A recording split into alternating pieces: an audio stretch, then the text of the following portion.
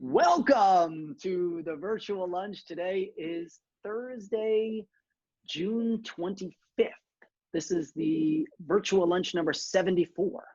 And I'm excited that Jared Coseglia is here with us. I've been in legal technology staffing and career representation for almost 18 years now. I started TRU Staffing Partners 10 years ago. We specialize in three core areas: e-discovery, cybersecurity, and privacy staffing, partner level placements at law firms, all the attorneys practicing underneath them, in-house counsel, all the operations, programmatic support behind them, service providers, consulting firms, from sales support all the way up to C-level executives, all the way down to entry-level data processors, and everything in between. In that career, there are certainly tangential disciplines that we service, things like legal ops, things like information governance, and sometimes legal IT. We do both on-demand augmentation as well as full-time permanent staffing for direct hire. I want to be an optimist, but it's been a tough 4 months. The first quarter, even despite things becoming cataclysmic because of coronavirus at the end of March, really the last 2 weeks, we had the best first quarter in company history. And then Q2, we're going to have the worst quarter we've had since 2013. It means that when things shut down, things shut down. So it was a very strong market going into 2020. We usually maintain anywhere between 175 to 250 open job recs at any time across the world that we're representing. And that number dipped dramatically at the end of March. People just stopped hiring. What's really changed for the e-discovery marketplace and the litigation marketplace is that the courts shut down. And that's not something that we've had happen in another recession.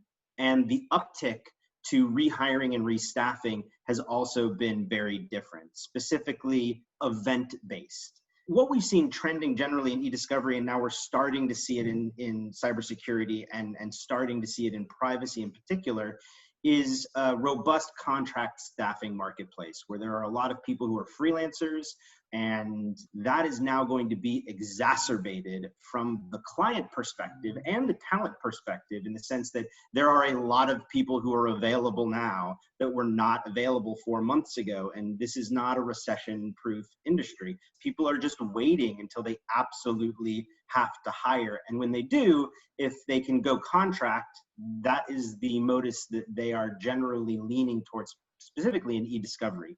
The privacy marketplace is largely being staffed by corporate America right now. They're building programs now in privacy. Law firms are building practices around privacy and governance. And so that's where the full-time hiring has been fastest to come back.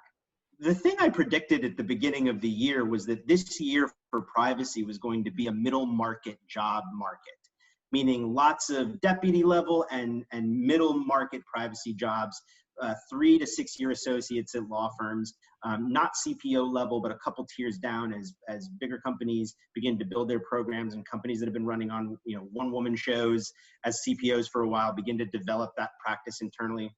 What we saw is actually a kind of stopping of that and a recalibrating of executive level leadership. So we've been engaged by a remarkable amount of Fortune 200 companies and below, specifically in the Fortune top 50 to 100, that are rethinking and retooling their privacy practices. The first question I ask anyone when I represent them is, what do you want to do next? But I think you've got to have a sense of, are you motivated by acceleration? Is that vertical mobility? Is that financial mobility? You want to move up? You want more authority? You want more autonomy? What does up mean? But it's also right now a market that's highly motivated by culture. And we have a lot of candidates who come to us and say, I'm specifically looking for the kind of company that holds these kinds of values, and money and vertical mobility become secondary. But then there's also people who are about reinvention. A lot of employers are asking questions on interviews like, so what have you been doing during COVID, during your downtime? You need to have an answer to that. We have seen clients begin to demand diversity in hiring. It was almost like a light switch went on. We have seen people rethink their staffing, and again, to some extent, pause on their staffing to take into consideration at an executive level how to integrate, not integrate, recalibrate, thinking as a business about some of these really large social concepts and how their business is going to respond to them. How can I actually help? How can I participate in this? How can I show my staff? How can I take information from my staff and try to incorporate it into something that is global within our organization that can have positive effect both on employee satisfaction and then ripple that into community improvement and engagement around sensitive topics? If you're a software provider, my advice is, if you don't have a certification program, you need one. If you're not giving it away for free to people that aren't buying your software, you should be. If you can saturate the market with a pool of talent who know your tool and technology and can then be plucked by clients who are not your other clients to go work on the tool in-house, they will then increase their utilization of the tool because they have the human capital to wield the tool. Because people have the time, they want to learn something. In e-discovery, having tool-specific knowledge and certification is generally the first thing a hiring manager looks for, right? The biggest surprise I've observed from my law firm clients in the last 4.5 months has been their shocking willingness to seriously think about recalibrating how many employees they actually need and want in an office. And not just short term, but in perpetuity. And I expected the reaction for law firms to be, nope, as soon as we can go back in, we're all going back in. That's how we roll. Historically speaking, most of my law firm clients are the most resistant to hiring remote employees. And I think this is going to force them to catch up with that. And what that's going to do, it's going to become a cost reduction for them in a major way when they eliminate this real estate. And then the question becomes, how are they going to spend that money? Will they invest it back in their people? The law firms are the last people to invest in internal privacy, security, training, and awareness. And they are sometimes the most vulnerable, despite them now outsourcing a lot of their data hosting, that I think that there's opportunity here to give people training and education in areas where there is impact opportunity. And that's in privacy and security.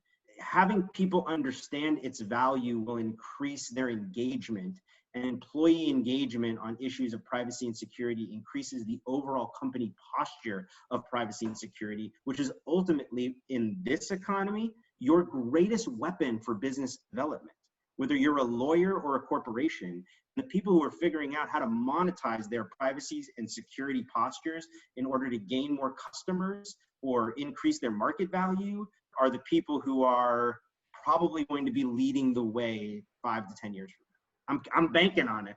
My business is all about these people, so I hope I'm right.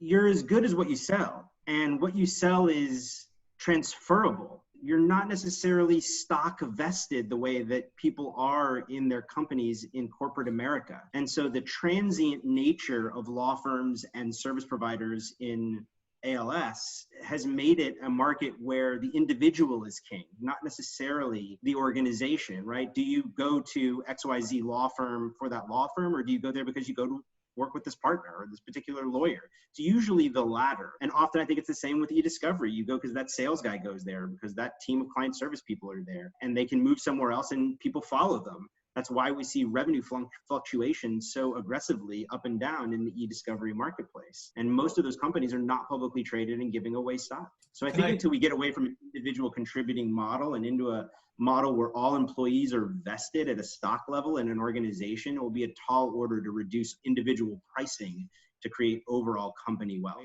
When you move your company to a remote culture, you don't have those casual, impromptu water cooler moments. So what do you do when you're virtual? You schedule. Everything gets scheduled. My calendar looks like a colored jigsaw puzzle. And that's because no moment can go unplanned when you're not in an office together. So you have to create a culture of accountability through documentation and over-aggressive scheduling. And if you do that, it will reduce things like people working all the time. Because usually when people are working all the time, it's because they think they need to be available for something that might come up. And if your calendar's full and everything's scheduled and you're like, this is my day, I'm done, I'm not available anymore, there's no more room on the calendar, it helps people understand that, and it sets some boundaries. So we employ that kind of methodology here, and it works for us. Jared Coseglia, everyone. Wonderful, wonderful, lead of this discussion.